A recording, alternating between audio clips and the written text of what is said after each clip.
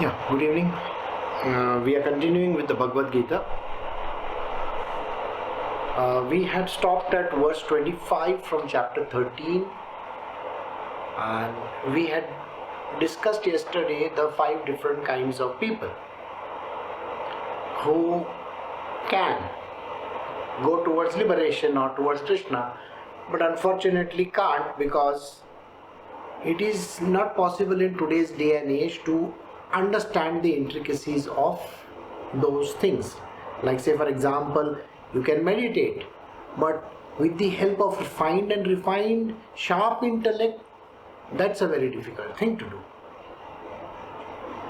Discipline of knowledge, discipline of action, and various other things. So these are the things which people were supposed to understand, but unfortunately it is not possible.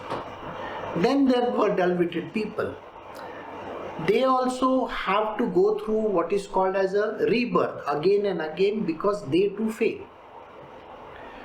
So this is what we had done yesterday. Now we will continue with the next verse.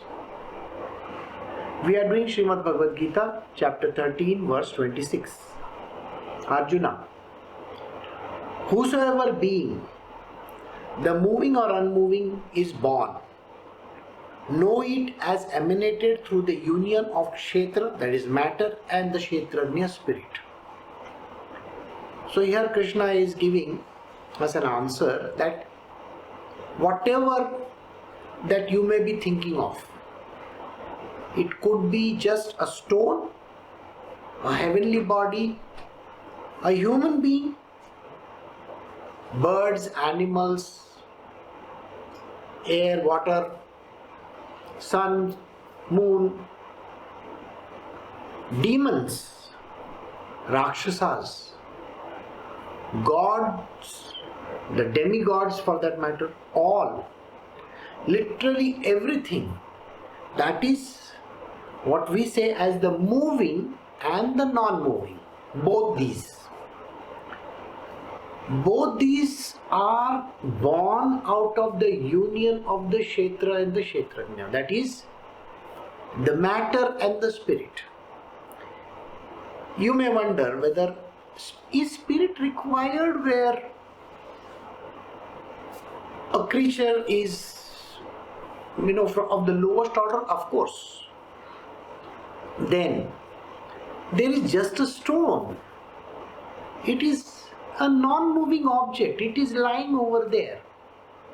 The mud, it's not doing anything. It's just, dead to this whole universe. Now when we have gone to Mars and the rover, as well as you are seeing the helicopter is going around taking pictures and sending them to Earth, and you are thinking it's a dead planet. No.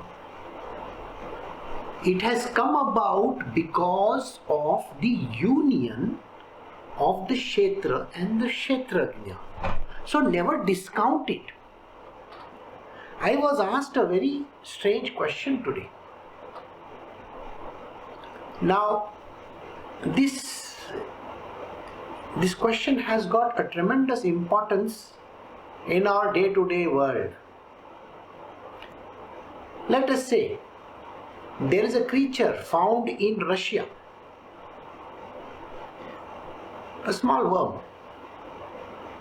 Now it has been lying in the ice for 14,000 years, and the scientists remove it out and it is brought back to life.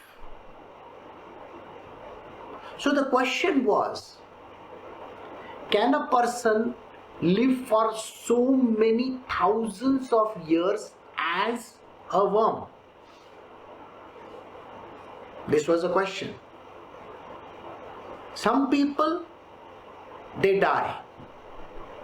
Then after some time, they are revived. You take a small strand of DNA from someone and you culture it. and you create the being once again. Though you can call it science fiction, but it is now very much true.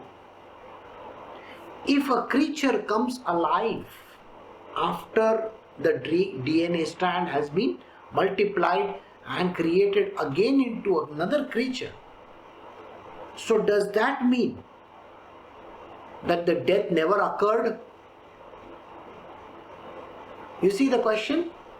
Whether this individual who is now revived after thousands of years,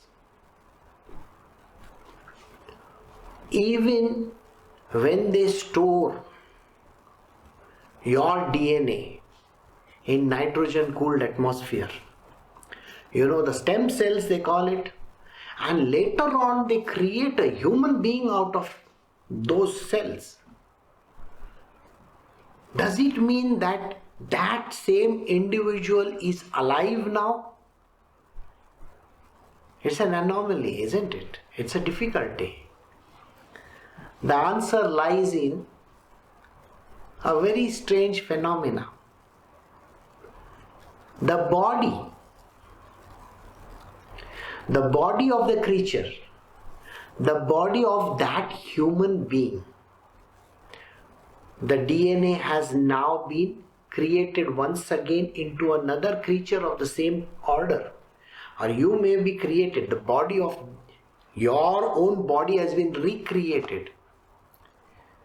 The spirit is not the same. No. Though that creature looks the same, behaves in a similar manner, works exactly the way you do, but that one is not the same. The spirit is not the same. I will give you an answer for this. Let us say 2 years ago you were working for a company. Alright? Now when this company appointed you, you were given a used laptop. And that laptop in 2019 was given to you, that was used by 2 other different people before you joined this company. Now you are using it. Is the data saved by the first one and the second one there in it? Of course it can be there. Who has changed? The people have changed. The first person resigned. He gave it away to the company handed it over to the second person, and then after the second person resigned, it was handed over to you. Now it so happened that in 2020, the pandemic struck, and for the last 1 year, that same laptop has gone in hibernation. It is lying somewhere, maybe in the old office of yours. And now, this year, you have gone and brought it back. Does it have the same data in it? Of course I can recover the data. I can use it. But then the reason why you picked up the laptop is because now you have resigned and now you are handing it over to someone else. Do you see the whole story now? The body is like that laptop. You can keep on giving it away. Parts can be replaced. Everything in that can be replaced. Maybe the hard drive is replaced, maybe the monitor, the screen has been replaced, the keyboard might have gone, that might have been replaced, but does it mean that the user is replaced? No, the user has changed. So the user of the body is the spirit soul. Body belongs to the universe. Body belongs to Prakriti. It is elemental in nature. Elements are in the Prakriti. They don't have a life of their own. It could be just a stone. The same stone can have another entity in it after many years. I will give you an example. In the Southeast Asia, huge stone lingas were there in the past 1,000 years ago. More than 2,000 years ago, let us say. And then that country, which was a Hindu nation, was converted into a Buddhist nation. All the lingas were chopped up and they were created in the shape of a Buddha. And I am not joking. You can go to the Southeast Asian countries and see for yourself. The head of Vishnu has been chopped, and on top of that they have put a Buddha head.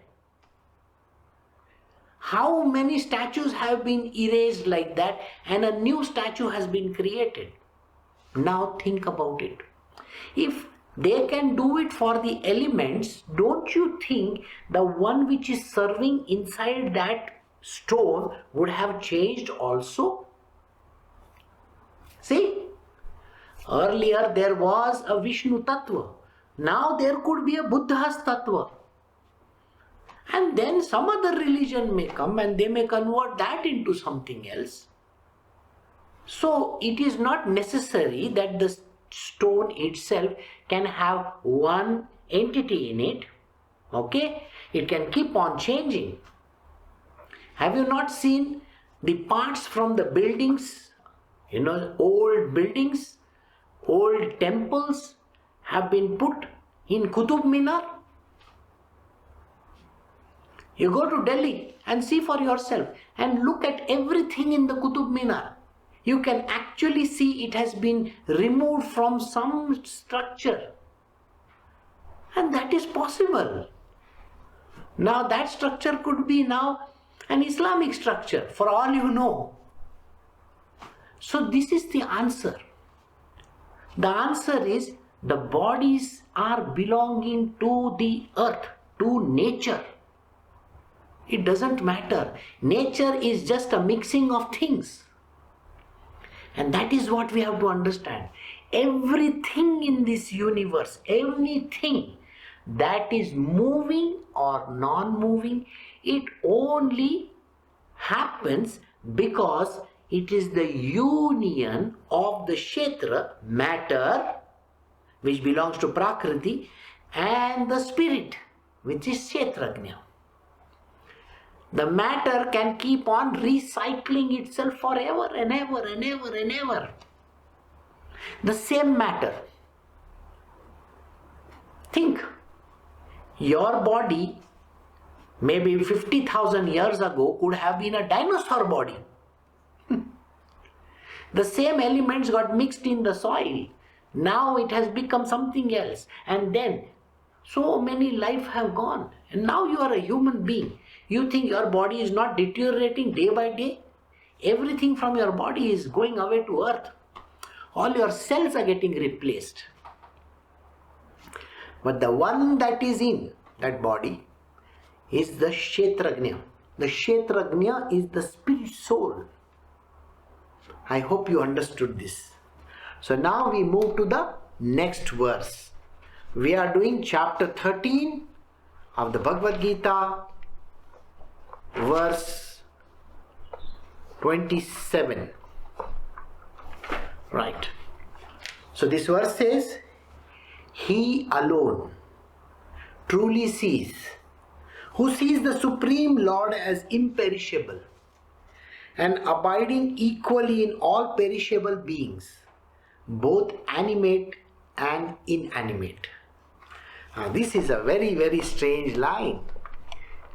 Think about what is being said. There are moving things. There are non-moving things. Just like the stone which is non-moving. And you who is moving. Isn't it? You are a human being, you are moving.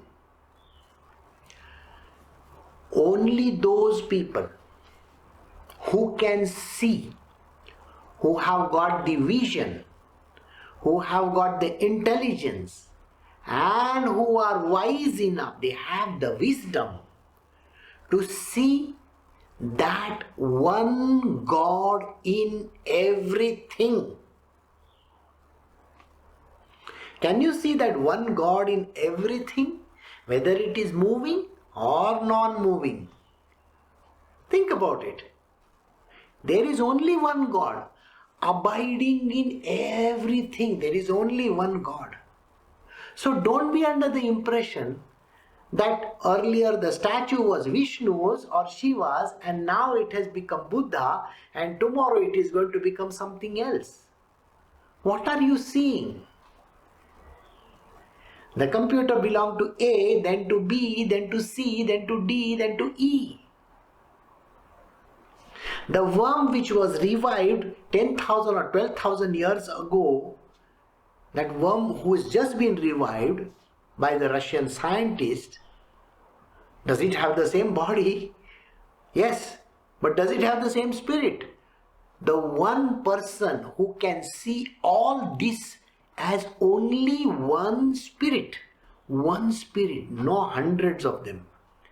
The A, B, C, D, E, or that one worm which is there, or the entity which is there in that stone, earlier Shiva, now Buddha, or Vishnu and Buddha, or anything for that matter, any entity, any non-moving or a moving, all this, if you can see only one God, that imperishable Atma in everything, only that person can reach Krishna. That is the reason why, if you are interested in spirituality, can you see that one God in everything? The division of religions or whatever that is there is meant only for the world, for this universe. But the divine Lord is in everything. So there is only one divine Lord. And if you can see that God in everybody, the same animal, birds, trees, human beings, Rakshasas, demons, the demigods. And you think those demigods are some gods? No. You have to see that one God in everything, including the stones. And then you will see Krishna himself. So, you have to see God in everything individually? No. You have to see God in everything as one alone. Got it? So, now we move to the next verse. Krishna is giving an explanation to Arjuna. And look at what Arjuna is being told by Krishna. We are doing Srimad Bhagavad Gita, chapter 13, verse 28. See this beautiful verse. For by seeing the Supreme Lord equally present in all, he does not kill the self by himself and thereby attains that supreme state. So a beautiful explanation is being given to Arjuna. He is telling Arjuna, Arjuna, can you see me, the Supreme Lord, in everything over here in the Kurukshetra? Including yourself, the horses over here, the animals who are fighting like the elephants and all, the human beings which are there, your brothers, your cousins, your sisters, whoever is there, the soldiers, all those women who are watching from the palaces, the birds that are flying, or whatever that you can see. if you see me, the Supreme Spirit, equally present in all, we have to see this Supreme Present equally present in all. And if your job is to kill the person in front, you are not killing anybody, because it's the same God in everything, isn't it? Even in you it's the same God. So if you kill that person, do you think you have killed that spirit over there? Do you get this whole story? It is so wonderful. When people have this understanding that the butchers are killing animals, you be that Arjuna and think for yourself, do you think the butcher is killing that animal? It is butcher's job to kill. He is doing his duty. Did you get that whole thing? Arjuna, you are a person who is supposed to fight this war. You are a soldier. It is your duty to kill this enemy. And the enemy also has me as the Supreme Lord in them. But do you think I am dead? I am there in you as well. And you are very much alive. So if this butcher is killing a chicken, do you really think he has killed? The butcher's job is to do that exactly. Wasn't Shri Ram gone to the jungle to hunt for that, golden deer? You think he would have killed the deer? No, it is the Lord himself in Ram, Shri Ram, as well as the deer. Even in Ravana, it is the same Supreme Lord. But it is Sri Ram's duty to kill that deer. It is Sri Ram's duty to kill Ravana in the war. So it is called duty, performance of the duty, whatever the duty could be. That you got to do. But why are you under the impression that you are killing somebody? If it is your duty, you have to do it, sir. So there are these people who are called the hangmen. Hangmen are there. In India we have hangmen. Abroad they have the people who put electrocuting chair, Do you think they are killing those people? Or this hangman is killing this? That is a job of a hangman. He is not incurring any sin. If he does his job in a detached manner, he is not incurring any sin. But it has to be your duty. You can't kill any person randomly, otherwise tomorrow you will misuse these sentences. No, if it is your duty in the war, think, in the war we have soldiers fighting on the front and they will kill so many soldiers from the opposite side. It is their job to kill. So got it? Today there are scientists working in various fields.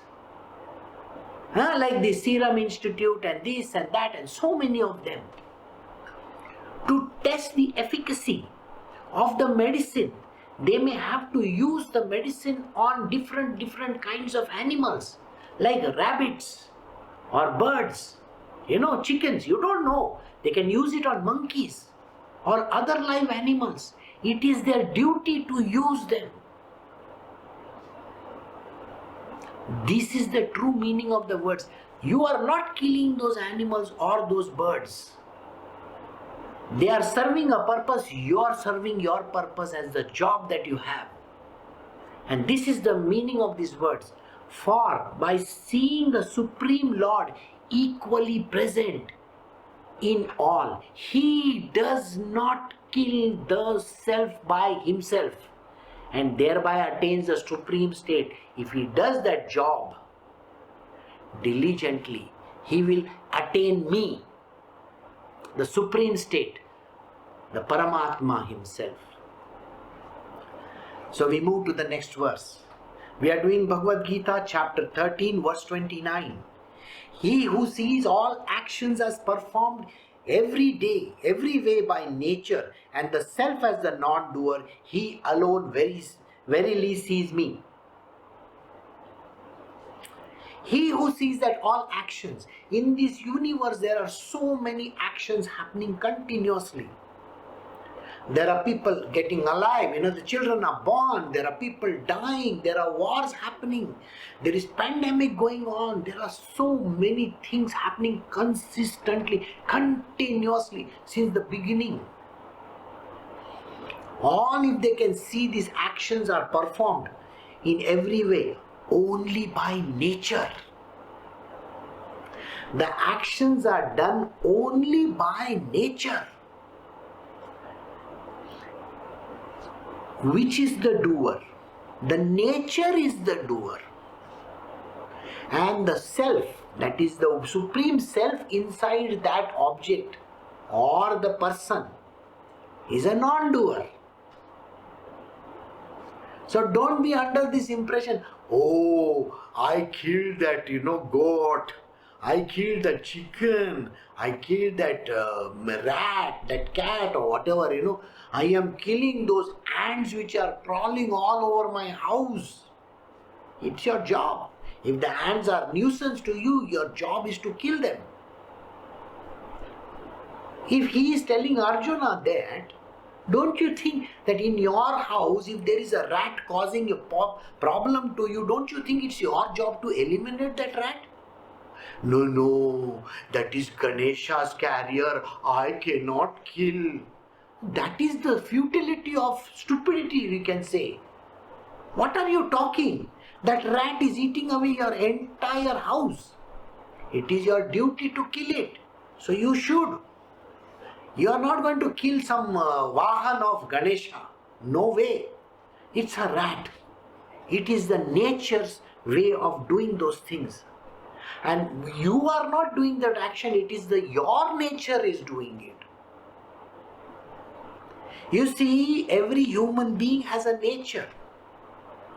You will find that a man's nature is to ogle and to look at all the things in this world. That is his dirty nature. He will keep on doing the same thing. It is a nature of some people in this world to become a martyr, Look at him, he is looking at me. Look at him, he is doing this to me. They are martyrs. Somebody is pulling my hair, somebody is doing this to me. Oh, I am the one who is suffering, I am the one who is suffering. These sufferers is their nature. It is the nature in that object which is making them do that. You can't harm any spirit in that, sir. I hope you get the point. That is the way it is. So here he says, he who says all actions perform every way by nature alone, and the self is the non-doer. He alone verily sees. He is called a knowledgeable person. He is a wise person. And this wise person can reach me. That is the truth. I hope you understood this line. So now we move to the next verse. We are doing Bhagavad Gita chapter 13 verse 30.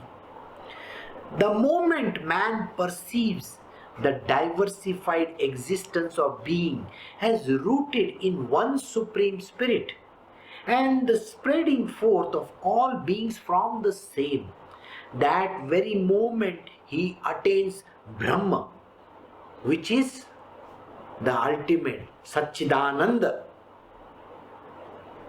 So the verse says, the moment, that moment, when you see that there is one supreme spirit from which everything has come out.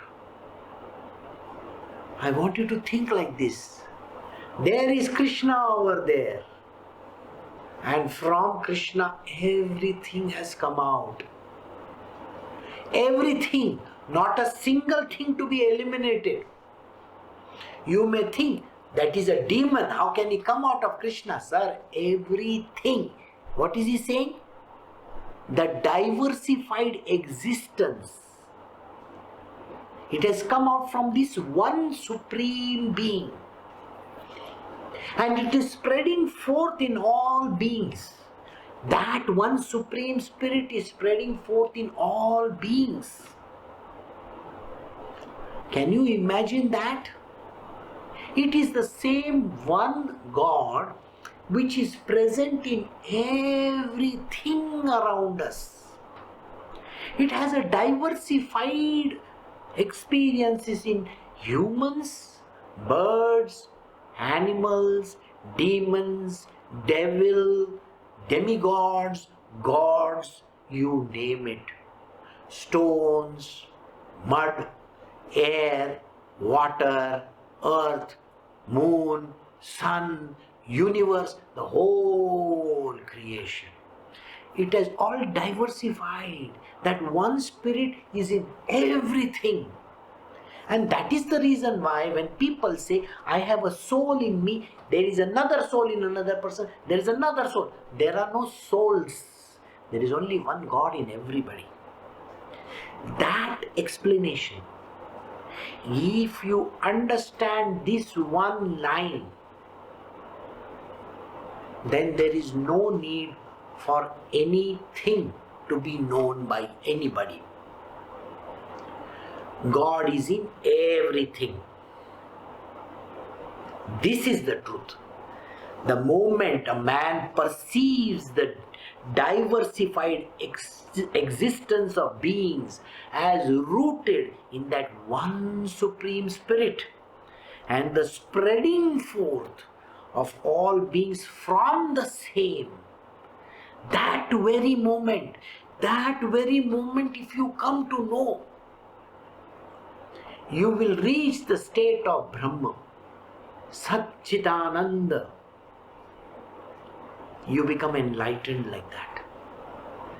And then you will see everything as one alone. Then you will not make a difference between people, animals, birds, or anybody. Then you will not have enemies. You will not have friends also. Because it's the same spirit in everything. You will not call a person, you are my friend, and that other person as my enemy. This is my person from my party, that is a person from another party. Nobody is going to say that. Because everything is one God alone. It's just a diversified being. Even a cockroach is you. What do you think?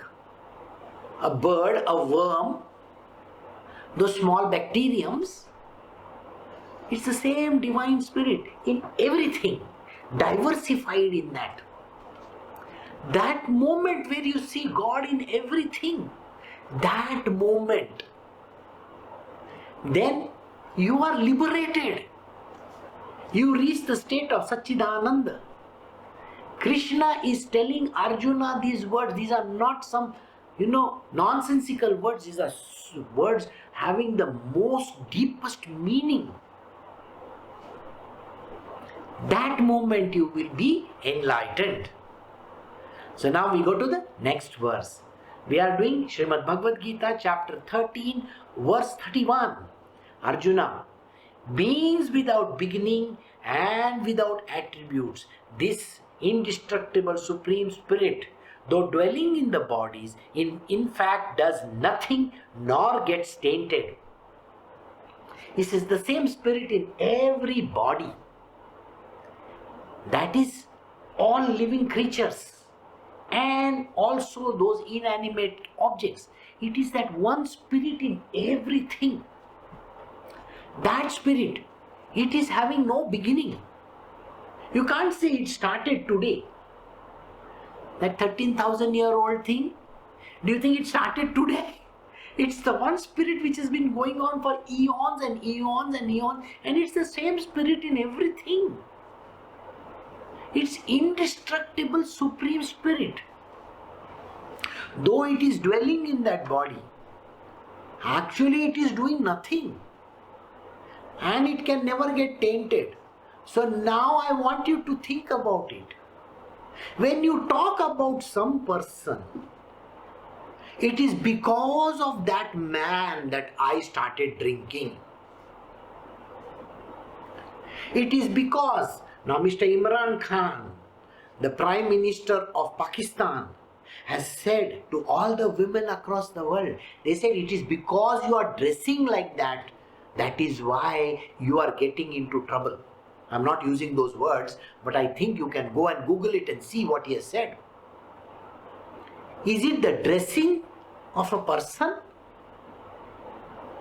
Now, he is talking about putting burqa on every woman because they should not be provocative, is what he is saying. Oh, you dress like this, that is why you are provocative.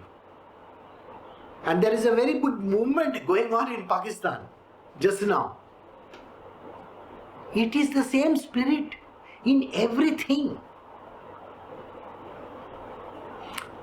It is not somebody who is doing. The God in them, the God in Imran Khan, the God in every person on this planet Earth, the God in the animals, the birds, everything. When one animal is eating another animal, you see in all those lions and tigers catching hold of one of the other creature and eating them up. And you say, oh my God, look at this, the fellow is eating. Or that crocodile opening up its big mouth and swallowing one big swan or something like that. You think something happened to the spirit? Nothing has happened to the spirit. You think something, that spirit inside that crocodile is doing it? I'm sorry. That is the nature of crocodile to eat. It is nature of Imran Khan as a man to talk like that about a woman. And it is the nature of the woman over there to talk like that. How can he speak like this? But not do anything about it. They should do something about it, isn't it? It is the same thing in India also. Nobody is rising to it. See, what I mean is very clearly this. It is not God is the doer. This object which we keep on saying that God is the doer, God is the doer, God is... No, here Krishna is saying, in fact, it does nothing and doesn't get tainted. The spirit inside does nothing, so how can it have any entaintment in it? It is not having any karma or anything. The spirit doesn't have that. So this verse is important for you to understand that don't blame God and don't blame somebody else for the problems in your world. And you don't keep on saying, that friend of mine forced me to drink. It is not that friend of yours who has forced you to drink. You are the idiot who is drunk. Don't say that somebody else gave me the drugs. No, you have taken the drugs. Take responsibility. It's not that the God inside of you said, go take it, go take it, go take it, go take it. It's nothing like that. I was reading a funny story just now. That story is about Houdini. Houdini, the magician. And Arthur Conan Doyle. Arthur Conan Doyle. Sherlock Holmes, the one who wrote the stories of Sherlock Holmes. So one day Houdini had gone to England and met Arthur Conan Doyle. Now Arthur Conan Doyle's wife was always conducting seance. She will call the people, dead people. The dead people will come and talk to her. So they were roaming on the banks of the river over there in England. And because Houdini had just lost his mother, Arthur Conan Doyle wanted to take him home to his wife and make her do that seance thing. So he took him home. He said, okay, let us do this. And then he sat down over there. And then the wife, Arthur Conan Doyle's wife, started doing that seance. Oh, calling on the mother of this Houdini, come over here and show, please tell us. And all this kind of nonsense she started doing. After that, in a, that shaky handwriting, she wrote something. And she told Houdini that your mother was telling you not to worry, not to do this, not to do that, all kinds of things. After all that was over, 23 pages got written. 23 pages got written. Houdini looked at it and laughed his head off. His mother did not know English. She only knew Hebrew. She was not a Christian. And this person was writing, calling him Christian. It is not possible. So all that was a fake. But Arthur Conan Doyle believed in all that utter nonsense. Do you see? People like you fall for this kind of nonsense every day. You look at a statue and say, oh, it is this God statue, I should pray to it. What pray to? Some statue. Just now the whole explanation for the last 40 minutes I am telling you that today I will chop off that statue and put somebody else's head over there. Then you are praying to whom? Ask yourself this question. Aren't you the idiot? What do you think you are praying to? What are you falling for this nonsense? There is only one God, and He is not only present in that statue but in you also. And He is not the doer. Don't fall for all these utter nonsensical things. What is Krishna trying to tell us over here? He is indirectly telling you that whole story, but using Arjuna. Arjuna is just a via media for telling you that don't fall for all this crap. Houdini saw through this whole thing. Logical mind told him, my mother doesn't know all these things. This woman is all bullshit. So this kind of a belief system which people have, just because somebody fakes it, you don't have to believe in it.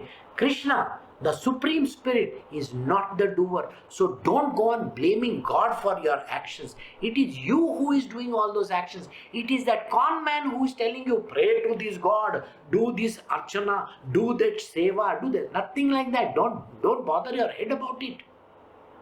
See that one God, that supreme one divine consciousness in Krishna alone. That's it. But He doesn't do anything. So we go to the next verse. We are doing chapter 13, Srimad Bhagavad Gita, verse 32. As the all-pervading ether is not contaminated by reason of its subtlety, though permeating the body, the self is not affected by the attributes of the body due to its inattributeless character. He's giving one example. The ether is there outside. It is there inside of you just now. Isn't it? Do you think that ether is making you, ooh, I am the ether? Is it doing something like that? No. Nothing is happening. So this nothing is happening. The ether is not doing anything to you. It is pervading everywhere. It is there in the air. It is there in the moon. It is there in the sun. It is there in all those animals, the dead creatures over there, the soil that is there, the toilet that you are flushing down. Everything is there. The ether is in everything. Yet it is not contaminating anything. It's in the same way. The spirit is in everything. But the spirit doesn't get contaminated. So he says, the self is not affected by the attributes of the body. You have a body. And your body, which is doing all kinds of nonsensical stuff, you drink, you smoke, you lie down, you do all kinds of utterly miserable things in the world, and then you say, I did this, I'm very sorry for it. Whatever that you are doing, don't think that the God is doing. The self doesn't do anything. It is your idiotic mind which makes you think like that. God made me do this thing. Why will God make you do this thing? There is no God which is going to make you do this thing. You are the idiot and the mind, the body and the mind thinking, the God inside is doing all this. Nothing. The God doesn't transact. That is what he says. The self is not affected by attributes of the body. The body can have any attributes. Just because somebody is looking beautiful doesn't mean that that person is beautiful. God is in everyone, including that cockroach over there or the toad over there. So will you like that toad? Will you kiss the toad and not that woman over there? I mean, just ask yourself this question. There is nobody getting affected, by the way. But it is your mind which is affected. It's a people's mind that gets affected. Oh, this one is bad to me, that one is good to me. This person listens to me, that person doesn't listen to me. My father is bad, my mother is bad, this one is good and that one is good. What are you talking? It is you who is not good. The glasses that you wear makes that world look like that. If you wear yellow color glasses, the whole world will appear yellow to you. The problem is not in the world, the problem is in your seeing. And God is not involved in the process. Krishna is very clear in these so many verses. Last 3 verses I am saying these words. The divine spirit is not responsible. It is your idiotic nature. Nature. You see all things bad, it is because of your own defects in your eye. If your eye has got a certain defect in it, you will see the whole world like that. If your ear has a certain defect in it, you are going to hear all the wrong things in the world. The problem doesn't lie in others. The problem lies in you, in your perception. Don't blame other people for introducing, they introduced me to liquor, they forced me to drink, they forced me to do the drugs. They are not doing anything. It is you who is doing it. Take that responsibility that your nature makes you do. Okay? It is the man who goes and does wrong things to a woman. It is that man. That woman's nature is to be like that. Who are you to keep on judging other people? Judge yourself. Change your glasses. I've got a discount coupon. You want, I can give you. Go change your glasses. So we move to the next verse, chapter 13 of the Bhagavad Gita, verse 33. Arjuna, as the one sun illumines the entire universe, so the one Atma illumines the whole Kshetra or the field. It is the one Atma, it is the one Krishna which is in everything. He illumines everything. Everything is full of it. But when you say, I don't know, I can't do it, it is not possible, all these things that you keep on saying, I love to drink, I am a drunkard, I am a teetotaler, I eat chicken, I don't eat chicken, I am a vegetarian, I am a vegan, I am this. The spirit is not concerned with it. Remember, but the same God is in everything. Give yourself that. Always tell yourself, I have the God in me. I can do anything in this world, provided I do it in the right way. That is why Krishna says, you know what he says? Do everything on the path of dharma. Don't become adharmic. Don't say somebody else forced me to do. Don't keep on blaming the world for your nonsense. Take ownership. Become that divinity yourself and start becoming smarter.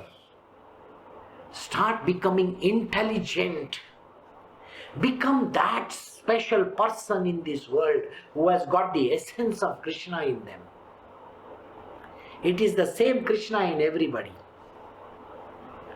But the reason why you feel inadequate is because you are covered by Maya. The nature of yours doesn't allow you to think beyond your nose. It says you are an nincompoop, you are stupid, you don't understand, you are always like this, you can never pass, you are always a failure. How can that spirit inside tell you that? It is you The nature of yours does that. Nature is different than the spirit. I told you, no? Kshetra and Kshetragnya. The Kshetragnya is effulgent. The Kshetra tells you, oh, you are the worst creature on earth. Remove that. The Kshetragnya is the ultimate. So, Arjuna, that one sun illumines the entire universe. So the one Atma, only one Atma, illumines the whole Kshetra. Got it? So now we come to the next verse. We have come to the end of this chapter. We are doing Srimad Bhagavad Gita, chapter 13, verse 34. Those who thus perceive with the eye of wisdom the difference between the Kshetra and the Kshetragnya and the phenomena of liberation from Prakriti with her evolutes reaches the supreme eternal spirit. If you can see this through your eye of wisdom, please remember that wisdom is there in everybody. The same knowledge is there in everybody. But you got to use it. You know, I received an entire package of the Bhagavatam. Alright? It was lying in somebody else's house for many, many years. The person said, I have never opened these books. If you want, you can take them. I brought it to my godown over here, my bookcase, and every verse in it has been done by me. There isn't a single verse which I have left. What is the difference between that person and what I did? That person had knowledge in his own palm of his hand, but he never opened it. In my hand, it became 6 years, more than 5 years of Bhagavatam satsangs. I expounded every verse in that, and you have those verses online. So now think about this. You also have the library of knowledge and intelligence inside of you. You also have the wisdom on the palm of your hand. But if you don't use it, if you don't make use of any of this wisdom that is given to you, if you don't make use of the knowledge that you have been given, because you are the same self-effulgent Atma like any other person. If you consider me as a person who knows the subject, you are also the person who knows all the subject. Even in school, when the teacher is explaining on the board something, you look at that sum or that problem and you say, yes, I understand, and you nod your head. Doesn't it say that you know about it? You are just nodding because the knowledge inside and the knowledge on the board is the same. Did you get it? The understanding comes when you understand that the knowledge there and the knowledge here is the same. So Krishna is explaining to Arjuna this. If you can perceive this with the eye of wisdom, the difference between the Kshetra and the Kshetragnya, all that nonsensical activity that you do in your world is done by your nature. And that one divine being which is present in you and in everybody, which is full of wisdom, is the Kshetragnya. And this phenomena of liberation from Prakriti. So then liberation from Prakriti happens. This liberation will come to you. You will never say, somebody forced me to drink. Your own nature will say, now I don't want to drink. It is your effulgent nature which will say, I will never do weeds. It is your efficient nature that effulgent nature will say, I will never take bribes or I will never do anything wrong in this world. This is what he says. The phenomena of liberation from Prakriti, nature of yours. your nature, whatever the nature might be, it might be digging your nose also, the stupidest nature of yours, or not listening to anything in this world. When people are talking, your mind is jabber, jabber, jabber, jabber. That is your nature. If you can overcome that nature of yours, this is what he says, the phenomena of liberation from Prakriti and its evolutes. Don't say, my nature is making me do these things. You don't have to do them.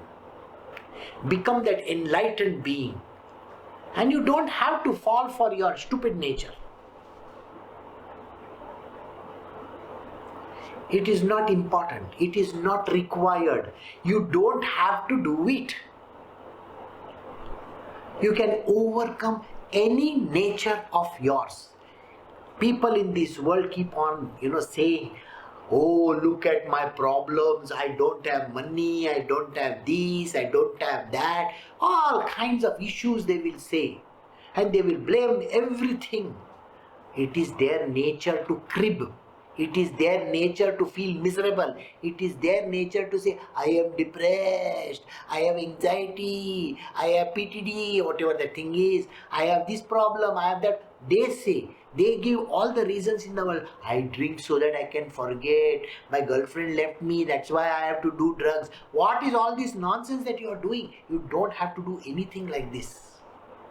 Overcome the nature. It is the nature which makes you do this, no? Overcome it. Even that anger of yours is your nature. Overcome that anger. When you overcome that anger, when you overcome that nature, that baser nature of yours, which is worst kind of a nature, then the liberation from Prakriti and her evolutes, then you will reach the supreme eternal spirit. Then you will reach Krishna himself, the Almighty God. You yourself will merge in the Divine Lord. This was the explanation given to our great friend Arjuna by Shri Krishna, wherein he says, you do this. Overcome that nature of yours and don't fall for your nature. Become that self-effulgent being, the supreme spirit in you. Recognize it. You be that person of wisdom, and then you will be liberated from this utter nonsense that you give yourself. I can't do this and I can't do that. Because you have the God inside of you. This was the deepest explanation which Krishna had ever offered to Arjuna. That is why this chapter is one of the toughest to do. If you have understood this chapter, for you to reach that divine intelligence, the effulgent being, the supreme divine consciousness is not a problem at all. You can reach him like that. But first, stop giving yourself those things that I can't do this, this is not possible. Overcome that. Alright? So we have come to the end of this satsang. I hope you are now geared up to become that effulgent self. Alright? Take care, have a great evening, and I will see you all day after tomorrow. Alright? So tomorrow I may not be around. Take care, see you all, bye.